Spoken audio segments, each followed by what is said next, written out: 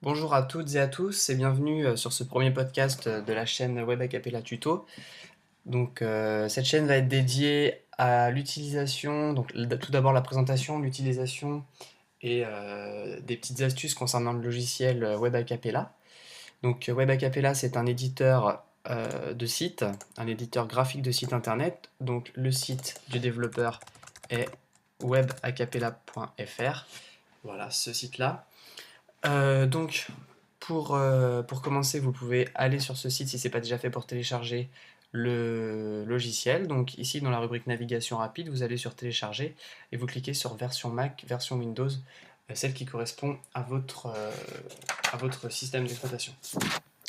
Donc en ce qui me concerne, je tiens à dire que je suis sous Mac OS X et il est possible que certaines des astuces que je révèle ou certaines des choses que je dis ne fonctionnent pas sous Windows. Ça reste à vérifier. Après, j'ai pas eu l'occasion d'utiliser le logiciel sous Windows. Donc, une fois que vous avez téléchargé le logiciel, vous l'installez de façon tout à fait normale et vous le retrouvez dans votre dossier d'application. Donc, hop, ici, voilà, tout en bas, W si c'est classé par ordre alphabétique. Alors, vous pouvez l'ouvrir. Voilà. Lorsque vous l'ouvrez pour la première fois et pour toutes les autres fois d'ailleurs, vous tombez sur cette fenêtre qui indique que vous pouvez aller plus loin avec d'autres versions du logiciel qui sont elles payantes. Donc actuellement on va utiliser la version gratuite qui est limitée mais qui va amplement suffire pour ce que je vais vous expliquer. Dans ce cas-là vous vous préoccupez pas, à chaque fois que vous démarrez le logiciel, vous cliquez sur utiliser la version gratuite.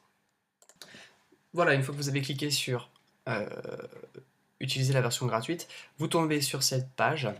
Donc, contrairement à ma page perso, la vôtre ici doit être composée d'aucun projet. Donc, vous allez ajouter un premier projet en cliquant ici sur le petit plus et en spécifiant le nom de projet. Donc, ce qu'il faut savoir déjà, c'est qu'avec la version gratuite, première limite, vous êtes limité à un seul projet. Donc, personnellement, j'ai pas acheté de licence ni rien, je suis toujours en version gratuite, mais j'ai plusieurs projets Web a cappella et plus tard dans une petite vidéo je vais vous expliquer très simplement comment est-ce qu'il est possible d'avoir plusieurs projets avec la version gratuite de Web a cappella. Vous pouvez voir aussi le bouton paramètres de publication, cliquez dessus par curiosité, on s'occupera de ça plus tard quand viendra le temps des vidéos sur la publication du site internet. Donc vous choisissez un nom de projet et vous cliquez sur OK. Une fois que vous avez cliqué sur OK, vous arrivez sur cette page que je vais présenter brièvement et on s'arrêtera là pour aujourd'hui, on verra une autre vidéo plus tard pour des explications plus claires et plus détaillées sur la réalisation de la page internet. Donc ici on va dire que cette page se décompose en 4 parties. On a le menu standard du, du logiciel, les boutons qui sont là, qui font également partie du menu, en tout cas je les considérerais comme ça, le rendu visuel de la page, une, euh, une fenêtre consacrée au calque et une fenêtre qui regroupe les pages et les maquettes du site, donc l'architecture. Alors, d'abord, je vais juste dire une petite chose, c'est que la partie calque qui est ici à droite, personnellement, je m'en suis jamais servi. J'ai pas l'occasion avec la version gratuite de faire des sites suffisamment poussés et perfectionnés pour que j'ai besoin de me servir de la partie calque. Donc, je vous invite à la supprimer en cliquant sur la petite croix. Ça vous laissera plus d'espace pour vous occuper du rendu graphique. Si jamais vous avez besoin de la remettre, c'est dans l'affichage. Affichage, vous faites afficher l'explorateur de calque.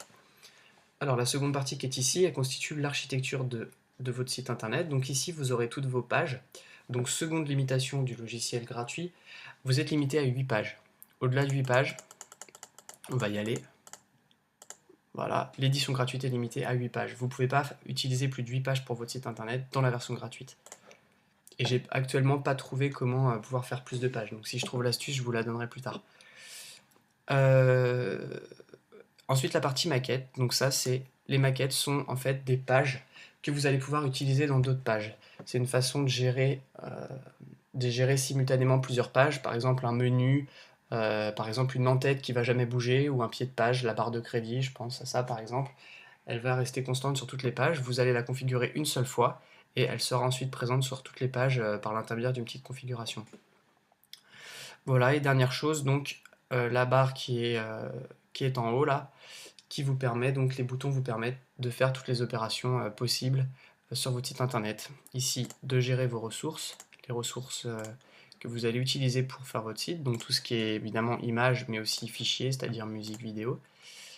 Ensuite, la partie graphique, où vous pourrez insérer des boutons, des images, du texte, album, couleur, et plein d'autres choses qui sont ici un peu plus complexes, comme par exemple des formulaires, des encres ou des animations flash. Ici, un bouton qui vous permet en un clic de tester, en gros de simuler le rendu sur un navigateur internet de votre site.